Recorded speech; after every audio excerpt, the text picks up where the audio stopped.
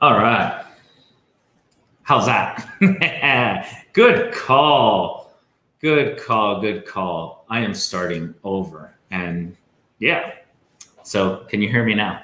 You're good? Got my marketing guy over here like, hey, you're on mute. It's like, why are you whispering? I'm on mute. So anyway, hello everyone again.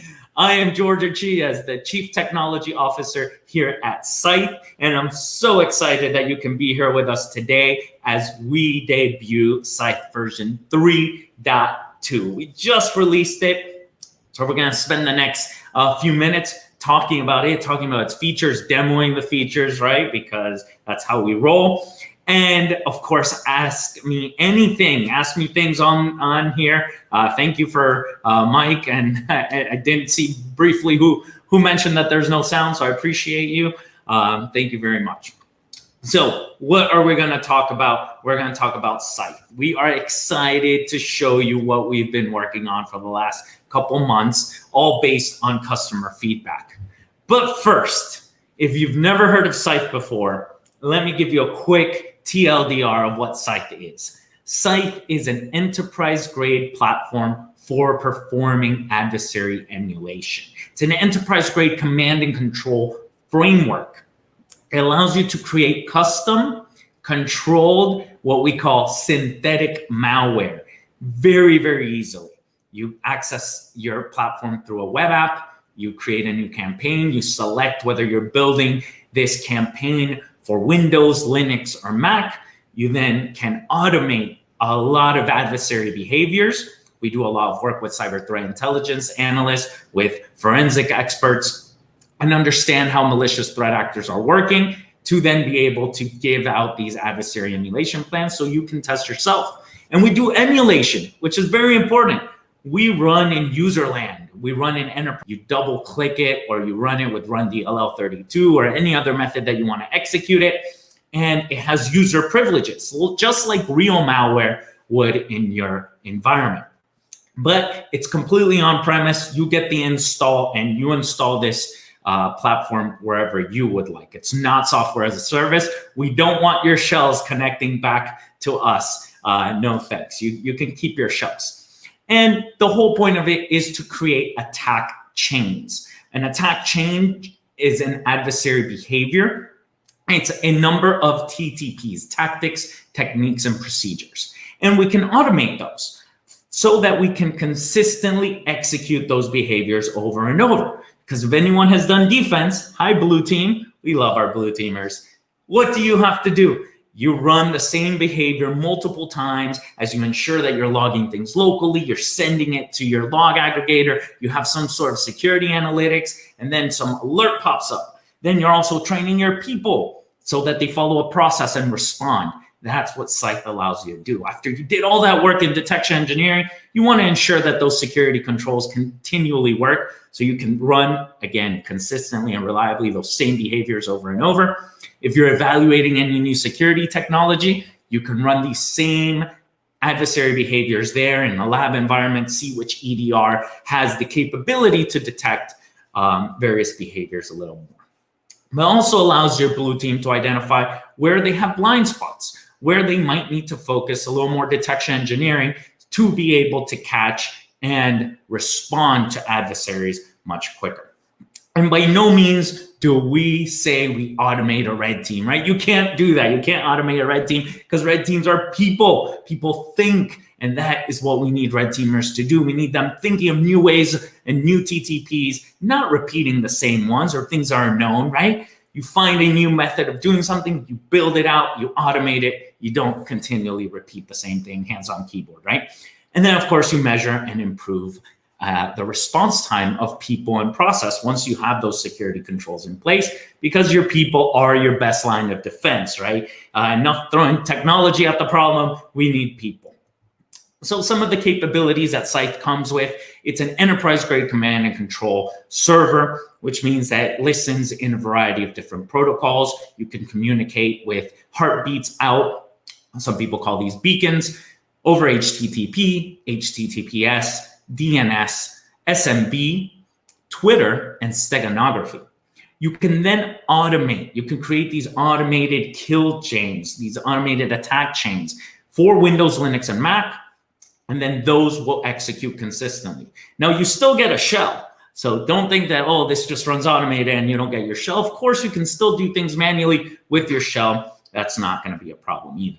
And we also have the largest public library of adversary emulation plans. See, we've worked with a lot of folks in cyber threat intelligence and forensics to understand attacks that are happening out there in the wild, understanding those behaviors at the TTP level, and packaging them out in a nice little JSON file that you can import and run yourself. We have a lot of reports because as an attack platform, you want to be able to deconflict and say this was red team or this was not red team. So we give full red team operator reports in HTML and CSV. We have an executive summary for the more senior management teams that maps the cyber kill chain. We also map with MITRE ATT&CK. So you have MITRE ATT&CK heat maps as well as an attack navigator JSON. And then we integrate with a lot of different tools. We have all of Atomic Red Team for Linux, Windows, and Mac, including the pre-steps and the cleanup steps. So we leave the machines how we found them. You can send this attack traffic to any SIM, whether it's Splunk or via syslog. We also can import and track in PlexTrack and Vector, which are two fantastic tools for tracking red and purple team engagements. So now that you know a little bit about Scythe, let's talk about 3.2. What is new? What are we bringing in this new version? Well, first of all, I want to thank all our customers and our partners because all of these features came because of you. You provided this feedback. You shared with us how you are using Scythe, how it's bringing value in your organization, and areas that you see that might be areas that we should look at. And we've done just that. And that is where all of these techniques and all of these new features and capabilities are coming from. So the first one is a new stage. The stage 1 executable. We call it the client host. See, mature organizations are starting to implement application control, right? Some of them already have it and are tightening up that control, also known as allow listing. So opposite to antivirus that has a deny list of don't run this, don't run that. And application control or allow listing, you say only run these various executables and binaries in my environment.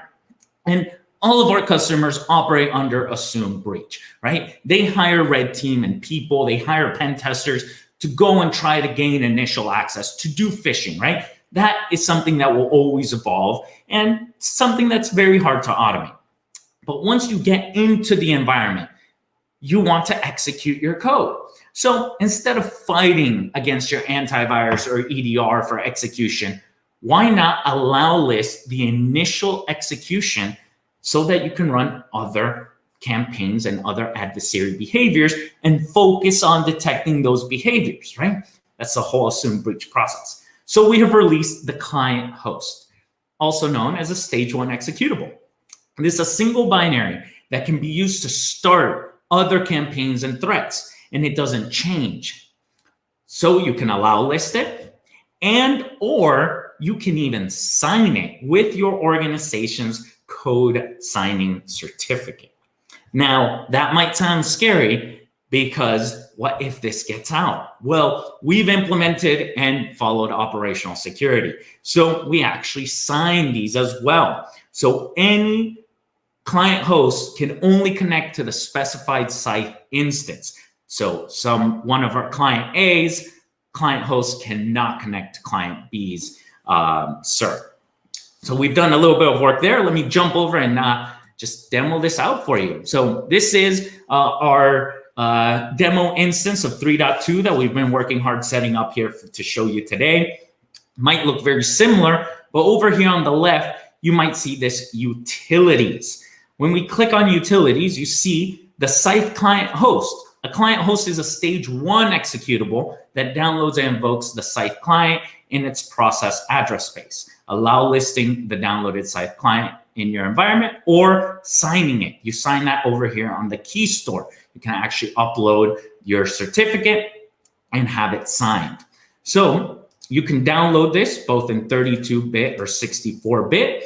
You download that file and you will have it available in your downloads folder as an example. So here in the downloads folder, I have the Scythe client host. It's 274 kilobytes. And if I double click it, we will see that it runs with the mark of the web. So you can remove that mark of the web once you have downloaded it, and you get this client host starting system. You can also run this in the command prompt. Now you go over to your campaigns. Of course, you can run a bunch of Scythe campaigns all at the same time based on who and what you want to emulate. So I see a Gregor here. This is one of the newer campaigns that we've created during our Thread Thursdays. We see that it's already ran on one particular system. I can go to direct download links. In the direct download links, this is your drive-by download server. You can download a 32-bit executable, DLL, reflective loader in DLL, as well as 64-bit. Well, since we're running the 64-bit client host, I'm going to select here the 64-bit reflective DLL loader. I'm going to paste it in here. Then I'm going to grab the 64-bit signature and also paste it in here. And then I'm going to click download and start. It's going to say that my client started. And if we come over to our egregor, we should see that checking in right there. So you see the process ID 19332. If we go and look at my task manager and see all the open Chrome tabs that I have, but also scroll all the way down to what, 19,000 something. Told you I have a lot of Chromes. There we have the client host. This client host it's a binary that I could have allowed listed. I could have signed it, and it's going out and pulling information and running this particular thread.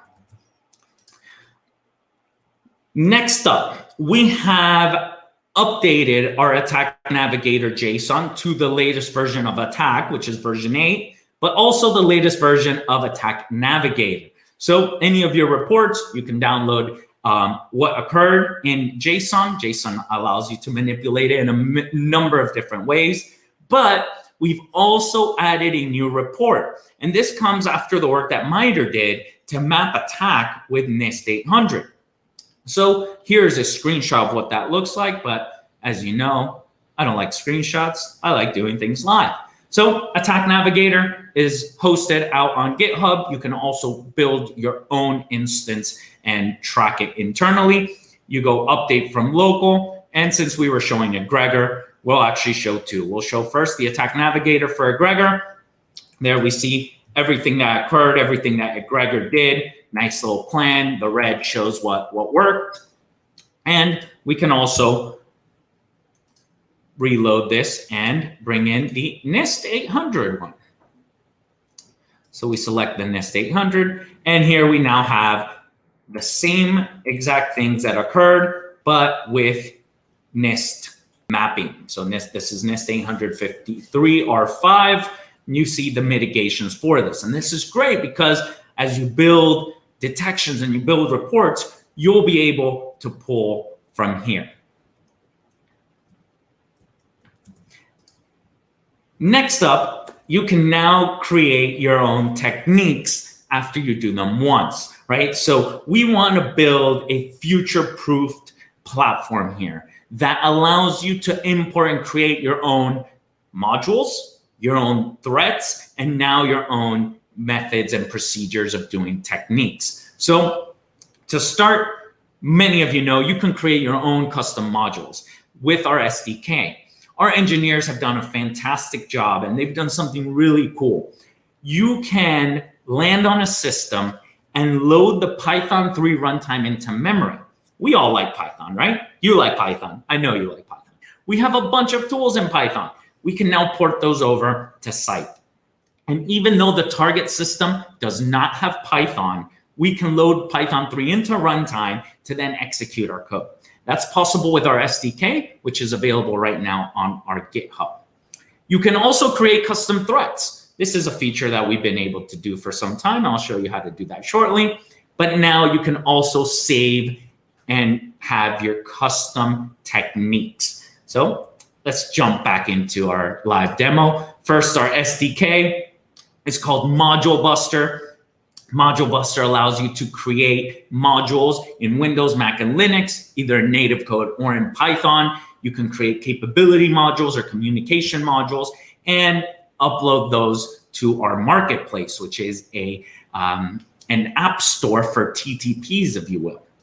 We also have our community threats. If I wanted to say, look at egregor, there's the egregor threat. It's a JSON blob. You can take this and import it into your Scythe instance and run your emulation. So you do that over here in migrate threats. You can import the threats, and as you see, we've imported quite a few. Now let me show you the new techniques. I'm gonna go and create a new campaign.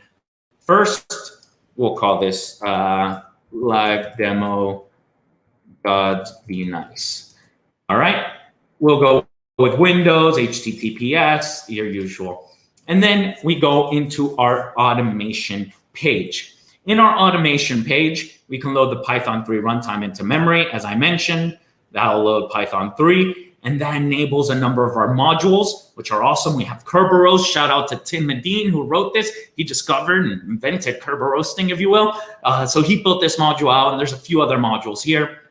But what I want to show is MITRE attack techniques, right? Now, many of you know we have all of Atomic Red Team here. So if you select any of these, you'll see some Atomic Red Team, and you can select those and add those steps.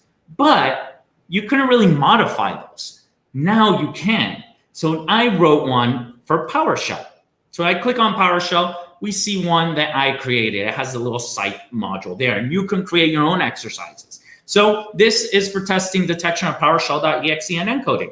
So I select those, and look at that. I have added right here the steps that I need for this. Very basic. It runs PowerShell.exe. Who am I? So it has the PowerShell tagging of MITRE attack, right? 10.15.9001, as well as who am I, which is system owner, user discovery. And then it also does some encoding. So you can see it's not a full threat, right? Because it's only running 2 commands. But if you've ever gone through to detect PowerShell running in your environment, you know how many times you've had to run this. So now you have the ability to do that. And the tagging for that is within our threat catalog. You can select any of your threats and decide how you want to tag those. So with that, I think that covers, oh no, there's more.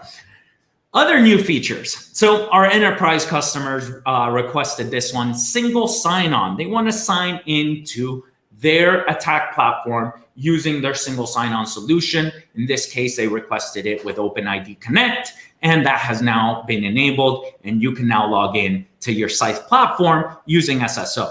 Now, you still can use multi-factor authentication. As you know, you can add MFA for your Scythe login, something you probably want to do when you have a Scythe server out on the internet, other than putting ACL rules. Something else that I thought of the many features that we've added that I should mention is when you're elevating privileges. Before, you elevated privileges and we were automatically shutting down that process for you and giving you your new process. Well, not everyone liked that. Sometimes you want to stay in a lower privilege process and continue with your automation. So we now have a flag that allows you to either kill that original process or keep it. Now it's up to you, putting the choice on your hands. The other thing we saw is that our customers were running Linux payloads in very hardened environments. So we did some research on various ways of getting around this, and now your Linux payload should execute in these more hardened environments. The last one I want to talk about is proxy support. So by default, you might have a proxy going out to the internet in your enterprise. Well, what Scythe would do is would look at those settings and leverage those settings to go out. But what about servers? What if a server didn't have the proxy settings already configured? Or the proxy settings that were configured aren't the ones that you want to use to get out? Well, now you can override that. You can override the built-in or whatever is configured on the endpoint. You can add your own proxy server, and of course, you can authenticate to that proxy server. This is another feature used by enterprises that came up, and we said, yeah, that actually makes a lot of sense, right? A lot of times you test in a lab, you don't really look at the proxies, and if there are proxies, but most enterprises do. So we added that feature. And I think that's it. I might have gone over, probably because you couldn't hear me at the beginning. That's why. But I want to thank you for coming. I'm going to go take your questions. But as I take your questions, I also want to share one other thing that we have. We have a swag store. You know, the lovable unicorns, they're right on your screen. So a lot of people were requesting swag, and with everything going on, it's really difficult to get everyone swag when we can't see each other in a conference. So we created a swag store, but we didn't just want to charge you and make the money because it's swag. We wanted to help a cause, and that cause is to save the chubby unicorns, also known as rhinos. There's a number of different rhino species that are endangered. So proceeds of the swag store go to helping and fighting that great cause. So hopefully you have enjoyed 3.2 here with us. And I will now take your questions.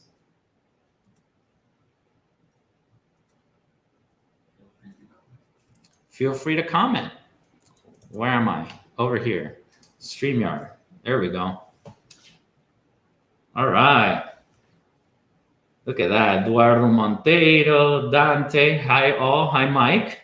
In-memory Python. Yes. Well, feel free to post any questions you have. Obviously, this is recorded. So hi, me in the future, watching myself, how I did. Hopefully I didn't bomb it.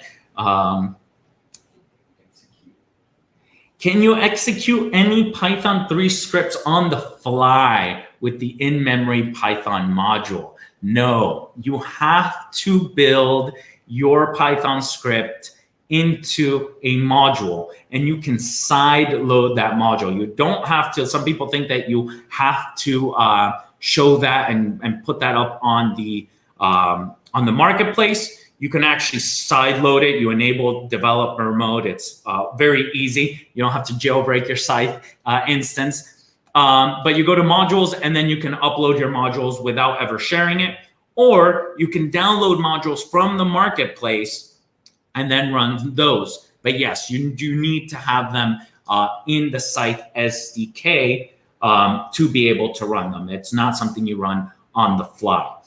You can run PowerShell scripts on the fly. We have an implementation of both regular PowerShell, of course, with that run command I showed, but also we have an unmanaged PowerShell, which doesn't use PowerShell.exe, and you can run scripts from there as well. That one doesn't require any module, just the unmanaged PowerShell module, and you can run your scripts there. Great question. Let's see if anything else. And if not, you know where to reach us, right? We are on Twitter and LinkedIn. Hit us up there. Give us a follow. If you're on YouTube, hit that like button. Hit that subscribe button. I've always wanted to say that. Sorry. My marketing guy is looking at me like I'm,